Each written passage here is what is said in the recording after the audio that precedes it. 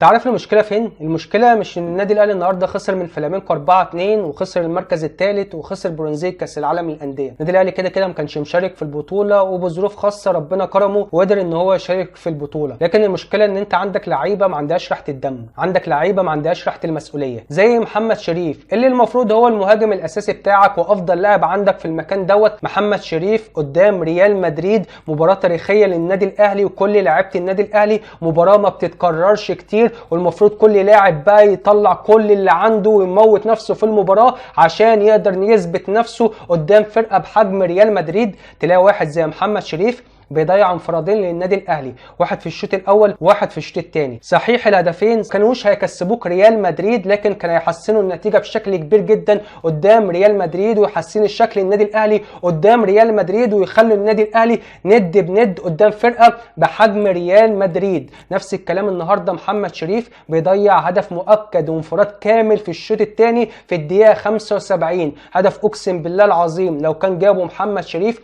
النادي الاهلي كان ممكن يزود النتيجه ل4 و5 على فلامينكو في الشوط الثاني، لان لو محمد شريف جاب الهدف دوت كان فلامينكو هيندفع بكل القوه الهجوميه اللي عنده، وكان هيسيب شوارع في خط ظهره. النادي الاهلي كان ممكن يستغلها ويزود النتيجه ل4 و5. نفس السيناريو اللي حصل في مباراه الهلال السعودي وفلامينكو المباراه اللي فاتت. الهلال السعودي قدر ان هو يجيب الهدف الثاني مع نهايه الشوط الاولاني، في الشوط الثاني بقى فلامينكو اندفع هجوميا بكل اللعيبه اللي عنده سواء في الخط الامامي ولا في نص ملعبه، ساب شوارع في خط ظهره استغلها الهلال السعودي وقدر يزود النتيجه في الشوط الثاني ل3، وقدر يخرج من المباراه كسبان 3-2. نفس السيناريو كان هيتكرر النهارده لو محمد شريف كان جاب الهدف المؤكد النهارده للنادي الاهلي في الدقيقه 75، وكان هيخرج النادي الاهلي كسبان المباراه وكسبان المركز الثالث وكسبان برونزيه كاس العالم للانديه. دي طبعا الحاجه الاولى، الفرص الكتيره اللي بيضيعها لعيبه النادي الاهلي سواء محمد شريف ولا فرصه قفشه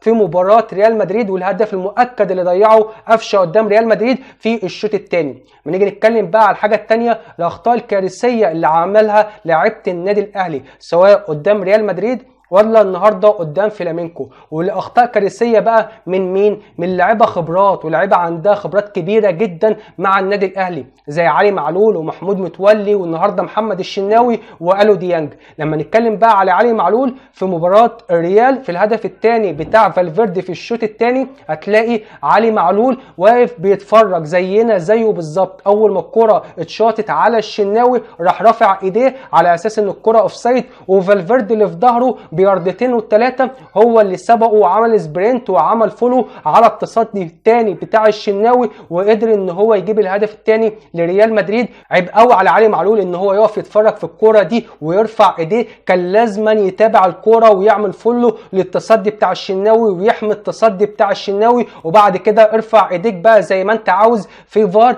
لو كان اوفسايد هيتحسب اوفسايد، لو مش اوفسايد يبقى انت حميت التصدي بتاع الشناوي ومنعت هدف مؤكد لريال مدريد في مرمى النادي الاهلي. نفس الكلام النهارده من علي معلول، بيضيع ضربه جزاء في الشوط الثاني بيشوطها بشكل وحش جدا، كانت كفيله ان هي تخلي النتيجه 2-1 للنادي الاهلي وتسهل المباراه على النادي الاهلي. نفس الاخطاء من محمود متولي في مباراه ريال مدريد في الهدف الاول وفي الهدف الرابع. في الهدف الاول بتاع فينيسيوس باع نفسه قدام فينيسيوس، في الهدف الرابع بيطفش الكره بشكل وحش جدا وبشكل سيء جدا. مفيش مدافع في الدنيا بيطفش الكره بالشكل دوت ويحطها في ال18 تحت رجل لاعب ريال مدريد، وكانه بيقول له خد هات الهدف الرابع لريال مدريد وخلص المباراه لريال مدريد وخلص على النادي الاهلي المباراه. نفس الكلام على الخطا الكارثي بتاع محمد الشناوي النهارده، ومحمد الشناوي لاعب خبره ولاعب كبير جدا في النادي الاهلي، صعب جدا ان هو يغلط غلط كارثي زي اللي عمله النهارده قدام فلامينكو في الهدف الثاني، وبيهدي فلامينكو الهدف الثاني بعد ما كانت المباراه اتسهلت نسبيا